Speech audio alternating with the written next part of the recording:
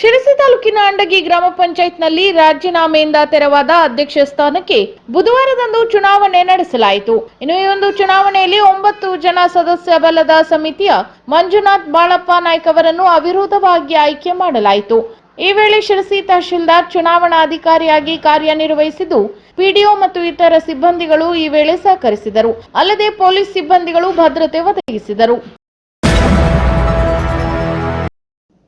ಹೊಟ್ಟೆ ಜೀವನಕ್ಕಾಗಿ ನಡೆಸುತ್ತಿದ್ದ ಅಂಗಡಿ ಕೀಳಲು ಹೋದ ಅರಣ್ಯ ಇಲಾಖೆಯ ದೌರ್ಜನ್ಯ ಖಂಡಿಸಿ ಮಹಿಳೆಯೋರ್ವರು ಪ್ರತಿಭಟನೆ ನಡೆಸಿದ್ದಾರೆ. ಇನ್ನು ಈ ಘಟನೆ ಯಲ್ಲಾಪುರ ತಾಲೂಕಿನ ಮಂಚಿಕೇರಿ ವ್ಯಾಪ್ತಿಯ ಚಿಪಗೇರಿ ಗ್ರಾಮದಲ್ಲಿ ನಡೆದಿದ್ದು, ಉಪವಲಯ ಅರಣ್ಯಾಧಿಕಾರಿ ಜಗದೀಶ್ ಪಾಲನ್ಕರ್ ಮತ್ತವರ ಸಿಬ್ಬಂದಿಗಳು ಅಂಗಡಿ ಕೀಳಲು ಹೋದ ಸಂದರ್ಭದಲ್ಲಿ ಈ ಘಟನೆ ನಡೆದಿದೆ.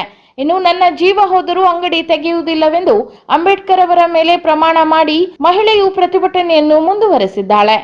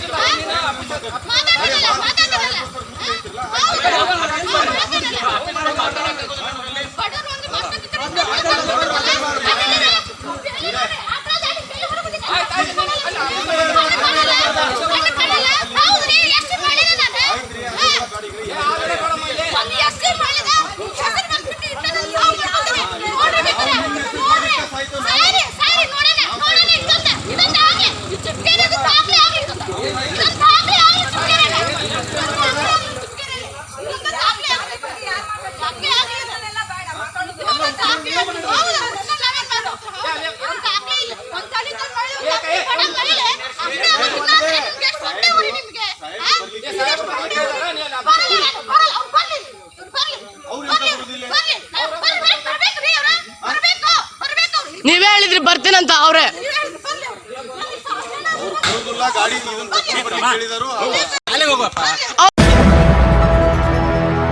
ರಾಜ್ಯ ಕಾಂಗ್ರೆಸ್ನಲ್ಲಿ ನಾಯಕತ್ವ ಬದಲಾವಣೆ ಆಗಬೇಕು ಎಂದು ಸಂಸದ ವಿಶ್ವೇಶ್ವರ ಹೆಗಡೆ ಕಾಗೇರಿ ತಿಳಿಸಿದರು.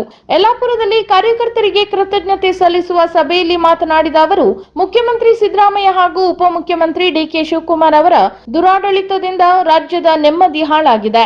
ಈ ಸಮಯದಲ್ಲಿ ಅವರ ರಾಜೀನಾಮೆಗೆ ಆಗ್ರಹಿಸಿದರೆ ಅನಗತ್ಯ ಚುನಾವಣೆ ಎದುರಿಸಬೇಕಾಗುತ್ತದೆ. ಹೀಗಾಗಿ ಇದೇ ಸರ್ಕಾರದಲ್ಲಿನ ನಾಯಕತ್ವ ಬದಲಾವಣೆ ಆಗಬೇಕು ಎಂದರು. ಡಾಕ್ಟರ್ ಪರಮೇಶ್ವರ್ ಅವರನ್ನು ಮುಖ್ಯಮಂತ್ರಿಯನ್ನಾಗಿ ಮಾಡಲಿ ಎಂದು ಇದೇ ವೇಳೆ ಆಗ್ರಹಿಸಿದರು. ಇನ್ನು ಸಂಸದರಾಗಿ ಆಯ್ಕೆಯಾದ ನಂತರ ಇದೇ ಮೊದಲ ಬಾರಿಗೆ ಯಲ್ಲಾಪುರಕ್ಕೆ ಆಗಮಿಸಿದ ಅವರನ್ನು ಬಿಜೆಪಿ ಘಟಕದವರು ಶ್ರೀರಾಮನ ಫೋಟೋ ನೀಡಿ ಗೌರವಿಸಿದ್ದು, ಈ ವೇಳೆ ಎದುರಿದ್ದವರಿಗೆ ಫೋಟೋ ಪ್ರದರ್ಶಿಸಿದ ಕಾಗೇರಿ ಜೈ ಶ್ರೀರಾಮ್ ಎಂದು ಘೋಷಣೆ ಕೂಗಿದರು. ಇದಕ್ಕೆ ನೆರೆದಿದ್ದವರೆಲ್ಲರೂ ಧ್ವನಿಗೂಡಿಸಿದರು. ನಂತರ ಮಾತನಾಡಿದ ವಿಧಾನ ಪರಿಷತ್ ಸದಸ್ಯ ಶಾಂತಾರಾಮ್ ಸಿದ್ದಿ, ಯಲ್ಲಾಪುರದಲ್ಲಿ ಬಿಜೆಪಿ ಶಾಸಕರು ಇದ್ದಾರೆ ಎಂದು ನಾವು ಅಂದುಕೊಂಡಿದ್ದೆವು, ಆದರೆ ಇಲ್ಲಿ ಶಾಸಕರೇ ಇಲ್ಲ ಎಂದು ಶಿವರಾಮ್ ಹೆಬ್ಬಾರ್ ಅವರಿಗೆ ಪರೋಕ್ಷವಾಗಿ ಟಾಂಗ್ ನೀಡಿದರು. ನಂತರ ಬಿಜೆಪಿ ನಾಯಕ ಎಲ್.ಟಿ. ಪಾಟೀಲ್ ಸಹ ಶಿವರಾಮ್ ಹೆಬ್ಬಾರ್ ವಿರುದ್ಧ ವಾಗ್ದಾಳಿ ನಡೆಸಿದರು. ಶಾಸಕರ ಪುತ್ರ ದುಡ್ಡು, ಅಧಿಕಾರ ಹಾಗೂ ಕೆಲಸದ ಆಮಿಷ ಒಡ್ಡಿದರೂ ಬಿಜೆಪಿಗರು ಬದಲಾಗಿಲ್ಲ ಎಂದು ಇದೇ ವೇಳೆ ತಿಳಿಸಿದರು. ಸಾಮಾಜಿಕ ಜಾಲತಾಣದಲ್ಲಿ ಕೋಮು ಗಲಭೆಗೆ ಪ್ರಚೋದನೆ ನೀಡಿ ಪೋಸ್ಟ್ ಮಾಡಿದ್ದ ಆರೋಪದಲ್ಲಿ ರಾಷ್ಟ್ರೀಯ ತನಿಖಾ ತಂಡ ಓರ್ವ ವ್ಯಕ್ತಿಯನ್ನು ವಶಕ್ಕೆ ಪಡೆದಿರುವ ಘಟನೆ ಶಿರಸಿ ತಾಲೂಕಿನ ದಾಸನಕೊಪ್ಪದಲ್ಲಿ ನಡೆದಿದೆ. ದಾಸನಕೊಪ್ಪದ ನಿವಾಸಿಯಾಗಿರುವ ಅಬ್ದುಲ್ ಶುಕೂರ್ ಎಂಬಾತನೇ ಬಂಧಿತ ಆರೋಪಿಯಾಗಿದ್ದಾನೆ. ಈತ ಫೇಸ್ಬುಕ್ ಸೇರಿದಂತೆ ಸಾಮಾಜಿಕ ಜಾಲತಾಣಗಳಲ್ಲಿ ಪ್ರಚೋದನಕಾರಿ ಕೋಮು ಗಲಭೆ ಎಬ್ಬಿಸುವಂತಹ ಉತ್ತೇಜನ ನೀಡಿ ಪೋಸ್ಟ್ ಮಾಡುತ್ತಿದ್ದ ಎನ್ನಲಾಗಿದೆ. ಈ ಬಗ್ಗೆ ಮಾಹಿತಿ ಆಧರಿಸಿದ ತನಿಖಾ ತಂಡ ಮಂಗಳವಾರ ಬನವಾಸಿಗೆ ಆಗಮಿಸಿ ಆತನಿಗೆ ಪ್ರಾಥಮಿಕವಾಗಿ ತನಿಖೆ ನಡೆಸಿದೆ. ಇನ್ನು ಈತ ಬೇರೆ ಬೇರೆ ಸಂಘಟನೆಗಳ ಜೊತೆ ನಂಟು ಹೊಂದಿದ್ದ ಎನ್ನಲಾಗಿದ್ದು, ಆತನನ್ನು ಬೆಂಗಳೂರಿಗೆ ಹೆಚ್ಚಿನ ತನಿಖೆಗಾಗಿ ಕರೆದೊಯ್ಯಲಾಗಿದೆ. ಇನ್ನು ಎನ್ಐಎ ವಶಕ್ಕೆ ಪಡೆದ ಅಬ್ದುಲ್ ಶುಕೂರ್ ಬೆಂಗಳೂರಿನ ರಾಮೇಶ್ವರ ಕೆಫೆ ಬ್ಲಾಸ್ಟ್ ಹಾಗೂ ಕುಕ್ಕರ್ ಬಾಂಬ್ ಬ್ಲಾಸ್ಟ್ ಆರೋಪಿಗಳಿಗೆ ಪ್ರಚೋದನೆ ನೀಡಿದ್ದ ಎನ್ನಲಾಗಿದೆ. ಈತ ಕಳೆದ ಅನೇಕ ವರ್ಷಗಳಿಂದ ದುಬೈನಲ್ಲಿ ಕೆಲಸ ಮಾಡಿಕೊಂಡು ಉಗ್ರ ಸಂಘಟನೆ ಜೊತೆ ಲಿಂಕ್ ಇಟ್ಟುಕೊಂಡಿದ್ದ ಎನ್ನಲಾಗಿದ್ದು, ಬಕ್ರೀದ್ ಹಬ್ಬಕ್ಕಾಗಿ ಈತ ಕೆಲ ದಿನಗಳ ಹಿಂದಷ್ಟೇ ದಾಸನಕೊಪ್ಪಕ್ಕೆ ಬಂದಿದ್ದ. ಈತ ದುಬೈನಿಂದ ಬಂದಿರುವ ಬಗ್ಗೆ ಸುಳಿವು ಸಿಕ್ಕ ಎನ್ಐಎ ತಂಡ ಶಿರಸಿಗೆ ಆಗಮಿಸಿ ಬನವಾಸಿ ಪೊಲೀಸರ ಸಹಕಾರದಿಂದ ಯುವಕನನ್ನು ಬಂಧಿಸಿದೆ. ಇನ್ನು ಬಂಧಿತ ವ್ಯಕ್ತಿ ನಿಷೇಧಿತ ಎಫ್ಐಐ ಸಂಘಟನೆಯ ಸದಸ್ಯ ಆಗಿದ್ದ ಎನ್ನಲಾಗಿದೆ.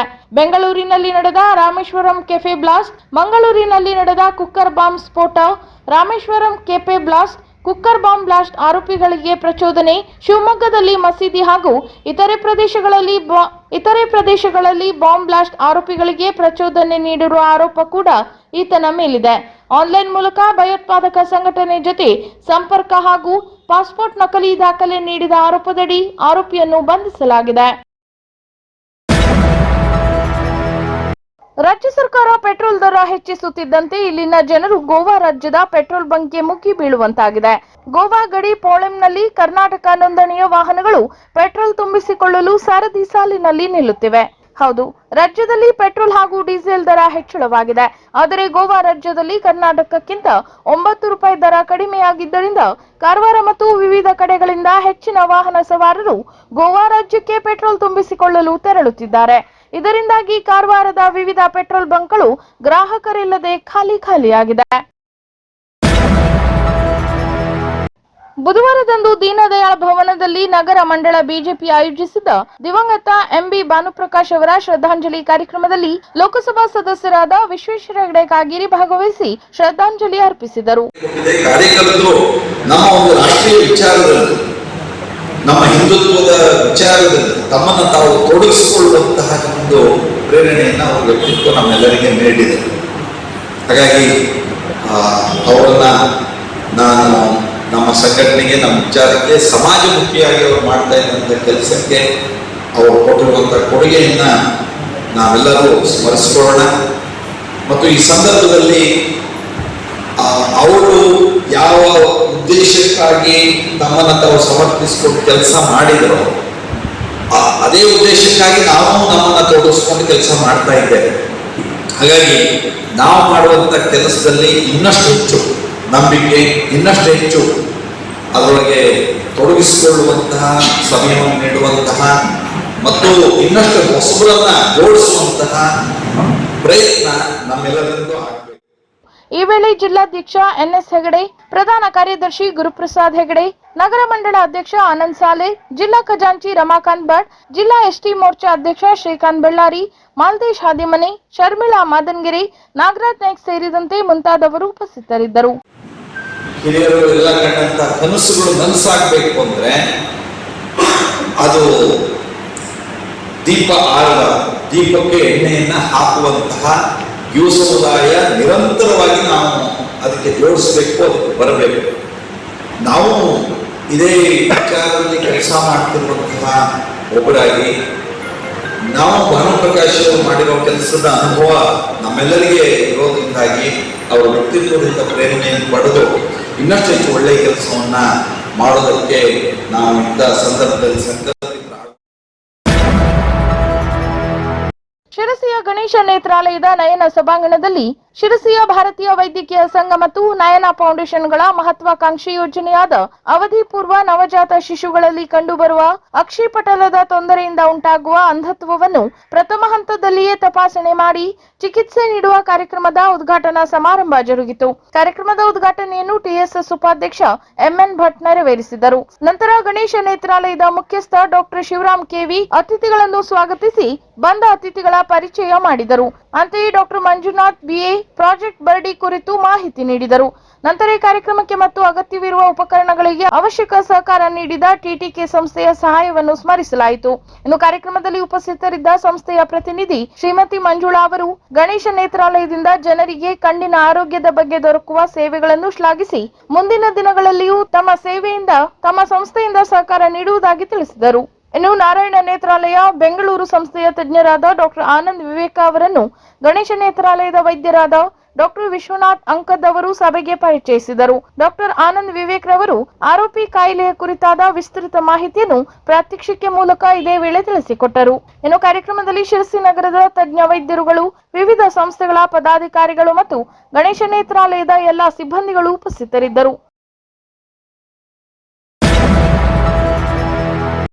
ಟಿಎಸ್ಎಸ್ ಲಿಮಿಟೆಡ್ ಶಿರಸಿ ಪ್ರಧಾನ ಕಚೇರಿಯಲ್ಲಿ ಮಂಗಳವಾರದಂದು 2023-24ನೇ ಶೈಕ್ಷಣಿಕ ವರ್ಷದಲ್ಲಿ ಎಸ್ಎಸ್ಎಲ್ಸಿ ಮತ್ತು ದ್ವಿತೀಯ ಪಿಯುಸಿಯಲ್ಲಿ ರಾಜ್ಯಕ್ಕೆ ಪ್ರಥಮ 10 ರ್ಯಾಂಕ್ ಗಳಿಸಿದ ಉತ್ತರ ಕನ್ನಡ ಜಿಲ್ಲೆಯ ವಿದ್ಯಾರ್ಥಿಗಳಿಗೆ ವಿಶೇಷ ಪ್ರೋತ್ಸಾಹಧನ ವಿತರಣಾ ಸಮಾರಂಭವನ್ನು ಹಮ್ಮಿಕೊಳ್ಳಲಾಗಿತ್ತು. ಪ್ರತಿ ವಿದ್ಯಾರ್ಥಿಗಳಿಗೆ ಪ್ರತಿಭಾ ಪುರಸ್ಕಾರ ಮತ್ತು 5,000 ರೂಪಾಯಿ ಪ್ರೋತ್ಸಾಹಧನ ನೀಡಿ ಸನ್ಮಾನಿಸಲಾಯಿತು. ಎಸ್ಎಸ್ಎಲ್ಸಿಯ 4 ವಿದ್ಯಾರ್ಥಿಗಳು, ಪಿಯುಸಿಯ 5 ವಿದ್ಯಾರ್ಥಿಗಳು ಸೇರಿ ಒಟ್ಟು 9 ವಿದ್ಯಾರ್ಥಿಗಳನ್ನು ಇದೇ ವೇಳೆ ಗೌರವಿಸಲಾಯಿತು.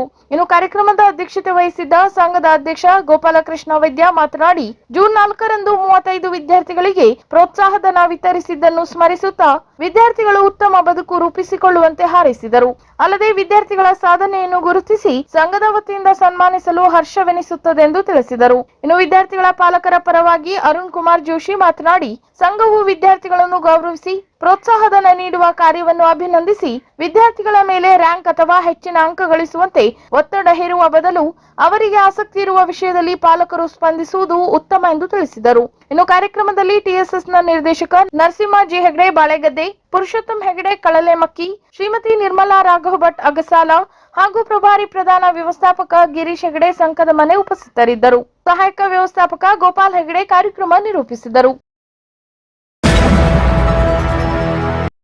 ಡೆಂಗ್ಯೂ ಮತ್ತಿತರ ಕೀಟಜನ್ಯ ರೋಗಗಳ ನಿಯಂತ್ರಣ ಕಾರ್ಯದಲ್ಲಿ ಸಮುದಾಯದ ಪಾಲ್ಗೊಳ್ಳುವಿಕೆ ಅತಿ ಮುಖ್ಯವಾಗಿದೆ ಎಂದು ಜಿಲ್ಲಾ ರೋಗವಾಹಕ ಆಶ್ರಿತ ರೋಗಗಳ ನಿಯಂತ್ರಣ ಕಾರ್ಯಕ್ರಮಾಧಿಕಾರಿ ಡಾಕ್ಟರ್ ಕ್ಯಾಪ್ಟನ್ ರಮೇಶ್ ರಾವ್ ತಿಳಿಸಿದರು. ಅವರು ಜಿಲ್ಲಾಡಳಿತ, ಜಿಲ್ಲಾ ಪಂಚಾಯತ್, ಆರೋಗ್ಯ ಮತ್ತು ಕುಟುಂಬ ಕಲ್ಯಾಣ ಇಲಾಖೆ, ತಾಲೂಕು ಆರೋಗ್ಯಾಧಿಕಾರಿಗಳ ಕಚೇರಿ ಯಲ್ಲಾಪುರ ಇವರ ಸಂಯುಕ್ತಾಶ್ರಯದಲ್ಲಿ ತಾಲೂಕು ಆಸ್ಪತ್ರೆ ಸಭಾಭವನದಲ್ಲಿ ನಡೆದ ತಾಲೂಕಿನ ಪ್ರಾಥಮಿಕ ಶಾಲೆಗಳ ವಿಜ್ಞಾನ ಶಿಕ್ಷಕರಿಗೆ ಕೀಟಜನ್ಯ ರೋಗಗಳ ಕುರಿತು ಮಾಹಿತಿ ಕಾರ್ಯಾಗಾರ ಉದ್ಘಾಟಿಸಿ ಮಾತನಾಡಿದರು. ಅಲ್ಲದೆ ಶಿಕ್ಷಕರ ಮೂಲಕ ವಿದ್ಯಾರ್ಥಿಗಳಲ್ಲಿ ಮತ್ತು ಸಮುದಾಯದಲ್ಲಿ ಜಾಗೃತಿ ಮೂಡಿಸುವುದು ಈ ಕಾರ್ಯಾಗಾರದ ಉದ್ದೇಶವಾಗಿದೆ ಎಂದರು. ನಂತರ ತಾಲೂಕು ಆರೋಗ್ಯಾಧಿಕಾರಿ ಡಾಕ್ಟರ್ ನರೇಂದ್ರ ಪವಾರ್ ಮಾತನಾಡಿ, ಸಾರ್ವಜನಿಕರಲ್ಲಿ ರೋಗಗಳ ಕುರಿತು ಅರಿವು ಮೂಡಿಸಿದಾಗ ಮಾತ್ರ ರೋಗ ನಿಯಂತ್ರಣ ಸುಲಭ ಸಾಧ್ಯ ಎಂದರು. ನಂತರ ರಾಜ್ಯ ಪ್ರಶಸ್ತಿ ವಿಜೇತ ಶಿಕ್ಷಕ ಚಂದ್ರಶೇಖರ್ ನಾಯಕ್, ಶಿಕ್ಷಕ ಸಂಘದ ಪ್ರತಿನಿಧಿ ವಿಶಾಲ್ ನಾಯಕ್ ವೇದಿಕೆಯಲ್ಲಿ ಉಪಸ್ಥಿತರಿದ್ದರು. ಅಲ್ಲದೆ ಡೆಂಗ್ಯೂ, ಮಲೇರಿಯಾ, ಚಿಕನ್ ಗುನ್ಯಾ, ಮೆದುಳು ಜ್ವರ, ಆನೆಕಾಲು ರೋಗ, ಕಾಲರಾ ಇವುಗಳ ಬಗ್ಗೆ ಇದೇ ವೇಳೆ ಸಂಪೂರ್ಣ ಮಾಹಿತಿ ನೀಡಲಾಯಿತು. ರಾಜ್ಯದಲ್ಲಿ ಶ್ರೀ ಧರ್ಮಸ್ಥಳ ಗ್ರಾಮಾಭಿವೃದ್ಧಿ ಯೋಜನೆ ಮಹಿಳೆಯರ ಪಾಲಿಗೆ ವರವಾಗಿದೆ ಎಂದು ಡಬ್ಲ್ಯೂಎಚ್ಆರ್ ಆರ್ಕೆ ಫೌಂಡೇಶನ್ನ ಬನವಾಸಿ ಮುಂಗೋಡು ಘಟಕದ ಮಹಿಳಾ ಅಧ್ಯಕ್ಷೆ ಸೀಮಾ ಕೆರೋಡಿ ತಿಳಿಸಿದರು.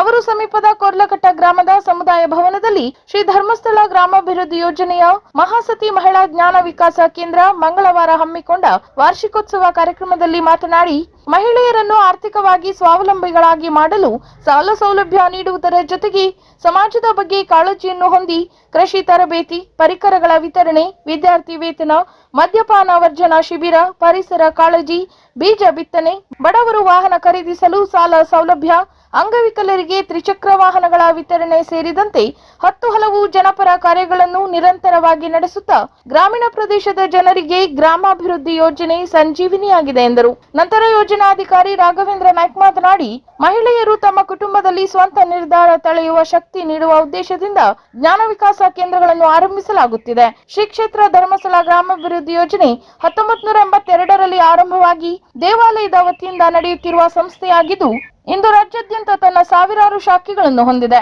ವೀರೇಂದ್ರ ಹೆಗ್ಗಡೆಯವರ ಧರ್ಮ ಪತ್ನಿ ಹೇಮಾವತಿ ಹೆಗ್ಗಡೆಯವರ ಆಶಯದಂತೆ ಮಹಿಳೆಯರ ಆರ್ಥಿಕ, ಬೌದ್ಧಿಕ, ಸಾಮಾಜಿಕ ಬಡತನಗಳನ್ನು ದೂರ ಮಾಡುವ ದೃಷ್ಟಿಯಿಂದ ಜ್ಞಾನ ವಿಕಾಸ ಕೇಂದ್ರಗಳನ್ನು ತೆರೆಯಲಾಗುತ್ತಿದೆ. ಮಹಿಳೆಯರಿಗೆ ಸಂಘಟನೆಯ ಮೂಲಕ ಶಿಕ್ಷಣ, ಆರ್ಥಿಕ ನೆರವು ನೀಡಿ ನಿರಂತರ ಬದಲಾವಣೆಗೆ ಪ್ರಯತ್ನಿಸಲಾಗುತ್ತದೆ ಎಂದು ತಿಳಿಸಿದರು.